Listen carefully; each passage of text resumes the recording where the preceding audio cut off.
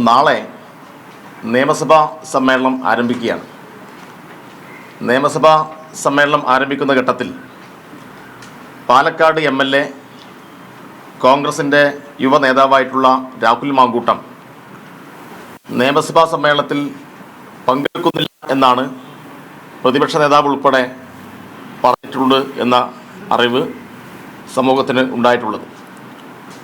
അപ്പോൾ പ്രതിപക്ഷ നേതാവും കോൺഗ്രസും പാലക്കാട് ജനങ്ങളോടും കേരളത്തോടും വിശദീകരിക്കേണ്ടത് എന്തുകൊണ്ടാണ് പാലക്കാട് MLAയെ നിയമസഭാ സമ്മേളനത്തിൽ മാറ്റി നിർത്തുന്നതും അദ്ദേഹത്തെ സസ്പെൻഡ് ചെയ്യാൻ ഇടയായിട്ടുള്ള കാരണവും എന്നത് വിശദീകരിക്കേണ്ട ഉത്തരവാദിത്വം കോൺഗ്രസിൻ്റെ നേതാക്കന്മാർക്കുണ്ട്.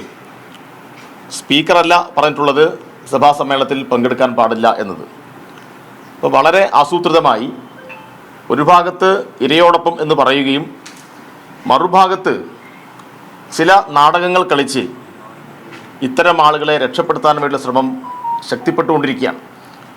ഇന്നിപ്പോൾ വീക്ഷണം പത്രത്തിൽ അതിൻ്റെ എഡിറ്റ് പേജിൽ എഴുതിയിട്ടുള്ള ഒരു ലേഖനം, എഡിറ്റ് പേജിൽ എഴുതുന്ന ലേഖനത്തിൽ സ്വാഭാവികമായിട്ടും നല്ല ഉത്തരവാദിത്വം ആ പാർട്ടിക്കുണ്ടാവും. അതിനകത്ത് അങ്ങേയറ്റം അശ്ലീലത്തോടു കൂടിയാണ് ഇങ്ങനെ ആരോപണം ഉന്നയിച്ച പെൺകുട്ടികളെയും ഈ പരാതി പറയുന്ന ആളുകളെയെല്ലാം കൈകാര്യം ചെയ്യുന്നത്. അതിനകത്തൊരു യുവ നടിയെക്കുറിച്ച് പറയുന്ന ഭാഗം അത് ഞാൻ വായിക്കുന്നില്ല, കാരണം വീക്ഷണത്തിൻ്റെ എഡിറ്റ് പേജിൽ വന്ന കാര്യം ഒരാളുടെ മുന്നിൽ വായിക്കാൻ കഴിയാത്ത രൂപത്തിൽ ഉണ്ട് എന്നത് നിങ്ങൾ മനസ്സിലാക്കേണ്ടതാണ്. അപ്പോൾ ആ പെൺകുട്ടി സമ്മതിച്ചിട്ടാണ്, ആ പെൺകുട്ടി ഇന്ന കാര്യങ്ങളെല്ലാം രാഹുലുമായി ചെയ്തിട്ടുണ്ട് എന്ന് ഈ പത്രത്തിൻ്റെ എഡിറ്റ് പേജിൽ പറയുകയാണ്. അപ്പോൾ ഇതെല്ലാം CPMൻ്റെയും ഇടതുപക്ഷത്തിൻ്റെയും ഗൂഢാലോചനയാണ് എന്ന വാദം ഒരു ഭാഗത്ത് നിരത്തുന്നു. മറുഭാഗത്ത് രാഹുലിനെ മാറ്റി നിർത്തിയതിൻ്റെ കാരണം ജനങ്ങളോട് വിശദീകരിക്കാൻ കഴിയുന്നില്ല. ഇത് വളരെ വിചിത്രമായിട്ടുള്ള ഒരു കാര്യമല്ലേ?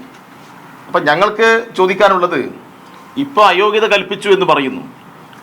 കോൺഗ്രസ് 2-3 കാര്യത്തിൽ ഉത്തരം പറയണം. എന്തിൻ്റെ പേരിലാണ് അയോഗ്യത കൽപ്പിച്ച് മാറ്റി നിർത്തിയിട്ടുള്ളത്? ഈ അയോഗ്യത എത്ര കാലത്തേക്കാണ് എന്ന കാര്യം കൂടി കോൺഗ്രസ് വിശദീകരിക്കണം. എത്ര കാലം കൊണ്ട് ഈ അയോഗ്യത മാറും എന്നത് കോൺഗ്രസ് വിശദീകരിക്കേണ്ട കാര്യമാണ്. മറ്റൊന്ന്, യൂത്ത് കോൺഗ്രസിന് ഒരു സംസ്ഥാന അധ്യക്ഷനെ പകരം ചുമതല കൊടുക്കാൻ വേണ്ടി പോലും കഴിയുന്നില്ല. എന്തൊരു ഗതികേടാണ്! എന്തൊരു ഗതികെട്ട പാർട്ടിയായിട്ട് കോൺഗ്രസ് ആകെ മാറിയിട്ടുണ്ട്. യൂത്ത് കോൺഗ്രസിൻ്റെ ഒരു സംസ്ഥാന കമ്മിറ്റി യോഗം ചേരാൻ ധൈര്യമുണ്ടോ യൂത്ത് കോൺഗ്രസിനും അതിൻ്റെ ബാക്കിയുള്ള കോൺഗ്രസ് നേതൃത്വത്തിനും? ഇപ്പോൾ യൂത്ത് കോൺഗ്രസ് ഒരു യോഗം പോലും കഴിയാത്ത വിധത്തിൽ തകർന്ന് തരിപ്പണമായിരിക്കുന്നു എന്നാണ് കാണാൻ വേണ്ടി കഴിയുന്നത്.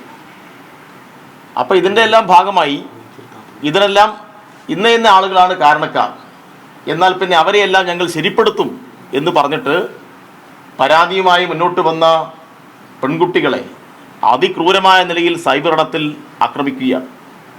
ഇത് അനുവദിച്ചു കൊടുക്കാൻ വേണ്ടി കഴിയാത്ത ഒരു കാര്യമാണ്.